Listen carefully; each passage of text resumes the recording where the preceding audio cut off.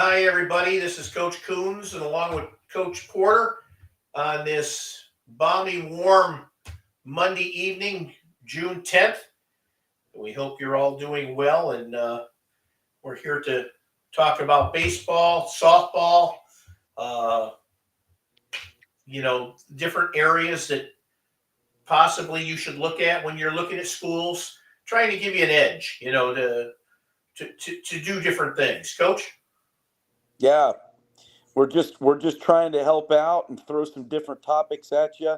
It's a very exciting, fun time in baseball right now. Lots of great baseball, MLB, MILB, college baseball. This is a great time of year to watch a lot of good baseball. It's a And great time of year to play. how about the dynasty in softball with Oklahoma? Yeah, I mean, a four, amazing, it's unheard of.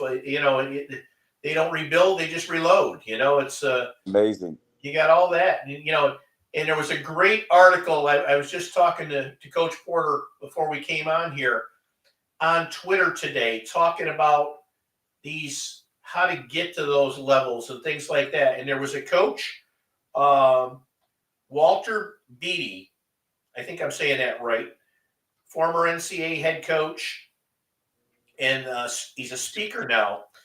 And he went online on X and talked to 17 college coaches for student athletes and parents to now have a clear understanding of what the pathway to college is. And of the 17 coaches that he's talked to, uh, they don't believe it's via travel baseball anymore. They're saying that high school athletes are having trouble competing with uh, the talent, skill, size of these new portal athletes that are in college already. And they're saying high school athletes should now give strong consideration to NAIA Division III as well as JUCO to help create a resume. And I was thinking about that, and I'm saying, okay, you got one thing here, but you got. So then I'm watching North Carolina the other night, who is going to the NCAA World Series with seven. I think it was seven Division III players on their roster. Um, in fact, I know the one kid from Arcadia. Uh, I believe he was second baseman on their team. Starts for them. Arcadia was a Division III school. Graduated. Now he's starting at North Carolina. So, what are your thoughts on that, Coach? I'm not saying give up on travel ball because obviously my son played travel ball. Yeah. I think what they're probably doing is they're looking at the not only the size and the aspect and competing with the portal kids, but travel ball is just not cheap anymore either. Yeah. Well, I think that kids have transferred for years, right? Right. A lot of levels of college baseball have lived off of transfers for years. The NAIA, NCAA Division II. When I coached in college, most of the best teams that we played were full of transfers, whether they were JUCO, whether they were Division I, whatever. I think the game has really changed in Division I, obviously with this portal, this it's basically free agency in college baseball and all college athletics now. So from a coach's perspective, you're trying to win. You're trying to win right now. Yeah. Are there situations where you're building and you're trying to bring in a young group? And yeah, but at this point, to me, those are few and far between. If you have an opportunity to win right now, you're going to win right now as a coach. I mean, period, end of discussion. Right. You want to win right now, and being able to get on the portal if you have a very attractive program that wins, that develops players, that gets players to the next level, that is a high profile program. You're going to look at a kid. So you have two options, right? You can look at a kid coming out of high school. The predictability is kind of, you don't know, right? Any scout will tell you that, whatever. We have the metrics, you've seen them play several times, all that stuff, but you never know. But if you look at a kid who's played, let's say it's transferring from, San Diego State. I'm just throwing it out there. And he hit, 315 with 4 home runs, 31 RBIs, and 22 stolen bases, and had a great OPS and all that good stuff. The predictability of an impact is going to be great. Like if you get him, you automatically make your team better as long as he checks all the boxes with culture, academic, character, commitment, all that other stuff. So that's what high school kids are going to deal with right now, right? So what do? You got to find a place where you can showcase your abilities, right? And I think a great option, you can essentially transfer now. It's there is no such thing as, very few and far between a commitment to a program. And you see kids that are winning national championships in other sports, and you'll see it in baseball here in 2 weeks, transferring the next day. And you're like, Correct.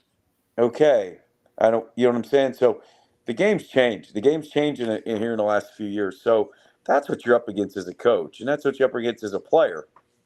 So you've got to, as a player, you've got to put yourself in a situation where you can produce, where you can do well, where you're going to play.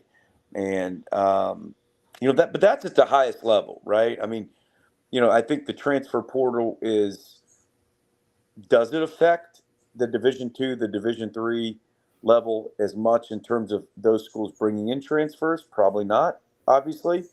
But, go somewhere where you can play. There's good players everywhere. Coach is going to get to that here in a second when he talks about these players from North Carolina. But the bottom line is that, and I think it was North Carolina, right? Yeah, I think it was. Yeah. Yep. The bottom line is, we've been saying it for years. There's good players at every single level. Right now, it's getting proven, right? Right now, everybody knows how good NAIA baseball is, JUCO baseball is, NCAA Division II baseball is, NCAA Division III baseball. Marietta College, right down the street from us, had a kid 2 or 3 years ago transfer to Rice. I don't know if he was a grad transfer or what, transferred to Rice and played at Rice. Right. And they've had a couple other kids do that, but that's what happens when you're one of the most successful baseball programs at any level, in college baseball history.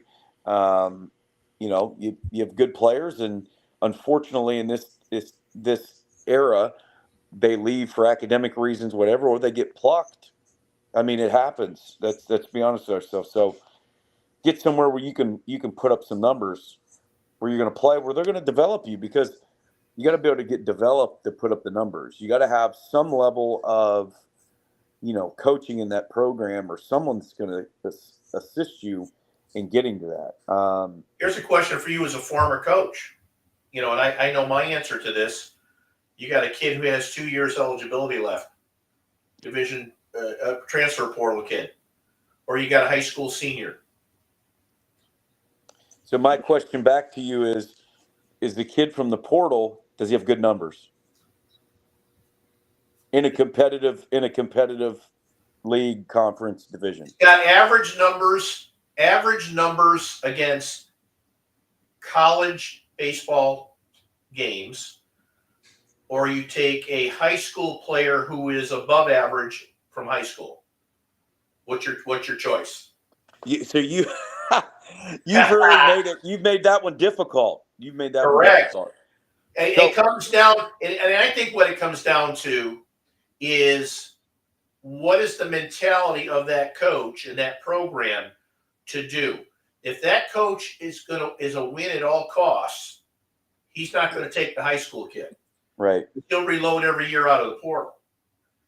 If the guy is interested in developing his own and building a program, which you'd like to say is still prevalent in this day and age, but it may not be, he would take a shot with the high school guy. Yeah. Which leads me right into the next thing. What are you looking for when you take and choose a college? If you were watching any baseball or softball this past week or 2 weeks or whatever it was, think about the interviews after the game and how many teams talked about they couldn't imagine playing for any other coach because of how he was. Um, there's a great interview right now on X, Tony Vitalo's post game interview. And you get done listening to that, like, why wouldn't you want to play for this guy? The guy from Kentucky, that's the new coach at Kentucky, got the job at Kentucky, moved his wife there.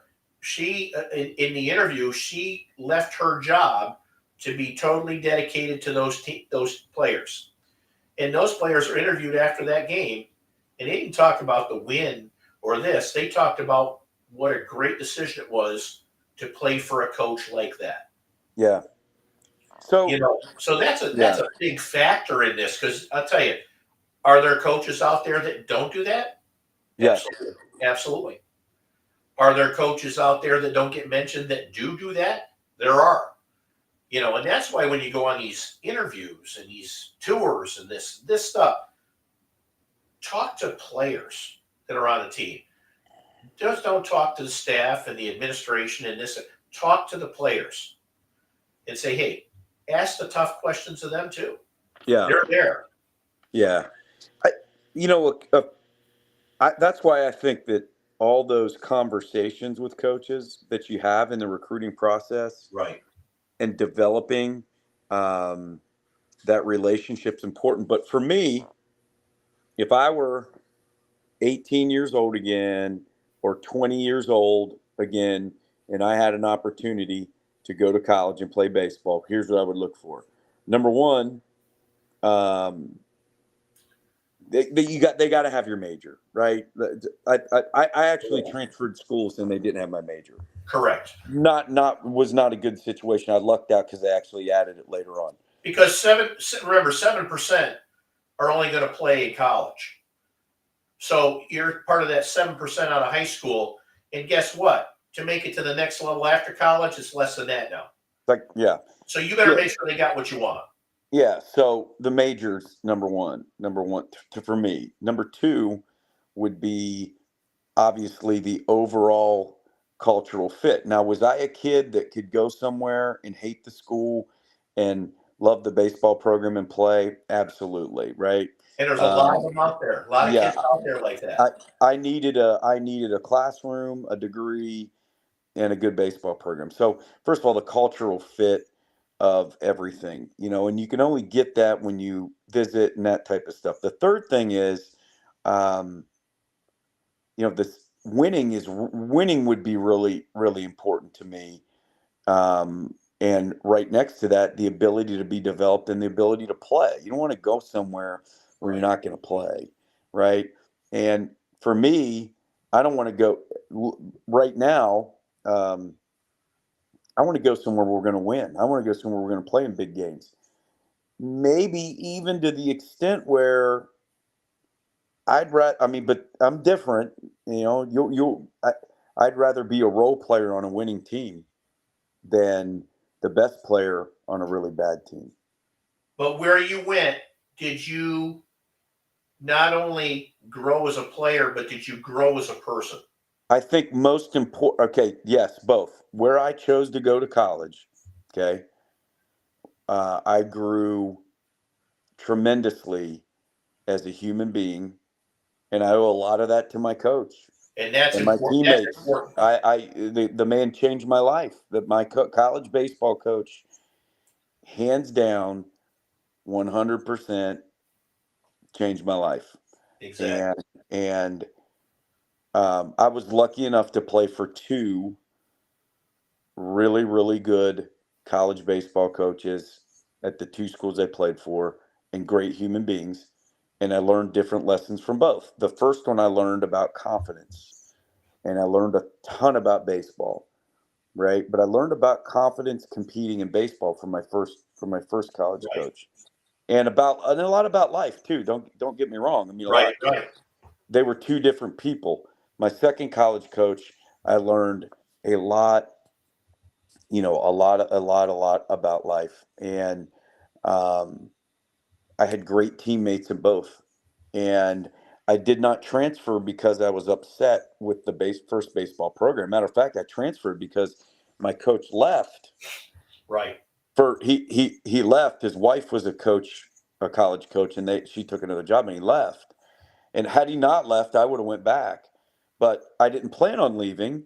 But I saw one of my buddies in the summertime at a like an American Legion game. We were just watching a game. He was like, "Hey man, like I'm transferring to this school. They're just going Division II.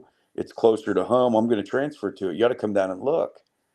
And I'm like, I'm kind of happy where I'm at, but my coach left. I'm like, let's give it a shot. And like I said, I was very fortunate to be in two Right. good places. Got to play with a big leaguer. Got to play. I mean, look, a lot. I had a really good experience in college baseball, but I think I would have changed 20 years later or 25 years later.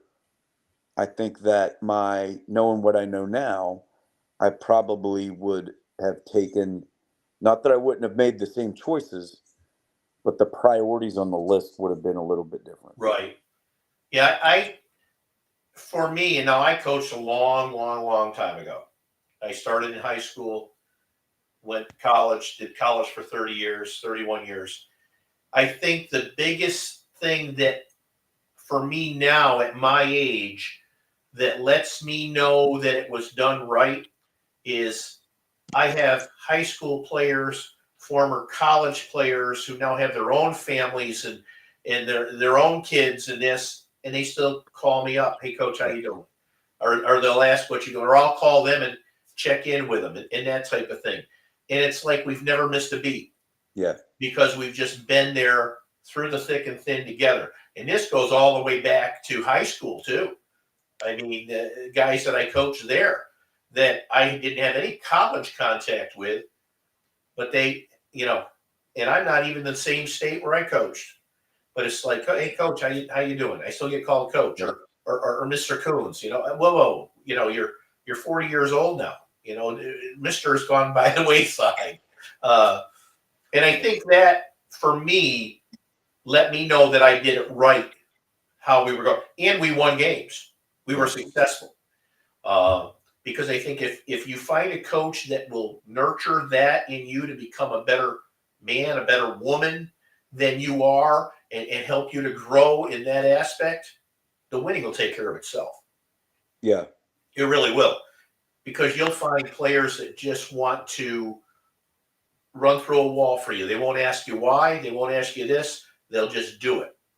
Yep. I had coaches like that when I was growing up. And many have passed on now, but I wouldn't question a thing because the relationship that I had with that coach. And I think that's an important thing. We haven't even talked the money part. Because we know money talks, especially in today's society. But you have to have it where you're going to grow athletically, personally, and so on, so that you come out of school the complete package, whether you play further or whether you need to find your job. Or, how many of those players have you heard in the NCAAs? Oh, he's not going to look to pursue baseball. He's got a job waiting for him in New York City in the finance already. These guys are set for life at that. Yeah. And that's, to me, that's a huge thing that you got to keep in mind with. Baseball's only good. I can't go out and play baseball anymore. I can play and throw, but I can't go do, whatever. Yeah. It's something you really got to take into consideration. And then you got the money after that, Yep. I played with one player.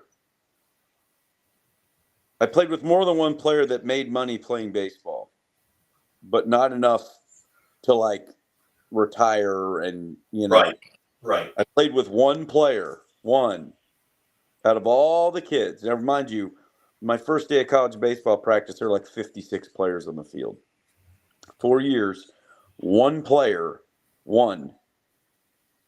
played at a level for, 10 plus years and made enough money to not do anything else with his Just life. lived. Didn't make any money. Just lived. I mean, he one player. Yep. One player out of all those guys made it, and I'm not gonna say Yeah, his rear end, but I guess the moral of that story is just know what know what you want. yeah, Win with your eyes open, and keep your head up. It'd be nice to have the dynasties again. I don't know if we'll ever see dynasties anymore. yeah, The day of the 4 years college or 4 year athlete is very rare at one school. oh yeah, So I think the only thing you can do is go in, be smart. You have the decision in your hands. And I'm sure you've done this too. I've talked to athletes and, coach, I want to come play for you. I go, what's your holdup? Well, I just don't know what to say to the other coaches that are be recruiting. honest. Be Yep, honest. there's a life lesson right there. Hey, look, I've decided to go to another school. I appreciate the time and wish you the best of luck. Correct. That's it, right there. What? Thank you. That's it. Right. And see, if you work with us at a head and account recruiting, I'm going to put our plug in now, if you work with us at a head and account recruiting.com, we go over all that stuff with you. So you can actually handle all this stuff very easily. And like I say, we've placed guys Division III, NAIA, some JUCOs, and I just got a call 2 weeks ago that a kid out in Oklahoma called and said, thank you. He says, it's been a great year and I'm looking forward to next year. And he was a good player on this team. And it was Division III. That's what it's all about. That's what it's all about. It's the purest form right there. So, check us out, aheadaccountrecruiting.com, or send us a direct message. Coach Porter, what's your Twitter handle on or your X handle, Coach? That's a really, really good question. Search him, you'll find him. I think it's Chad Porter 26, but my email, coachporter6@gmail.com. DM me and get on our Twitter and get a hold of us. And I'm coons.tom3@gmail. Send us a note. It costs you nothing to send us a note and ask a question. And again, you send us some video and some information, we'll evaluate you for free. Absolutely. Let you know exactly where we think you are.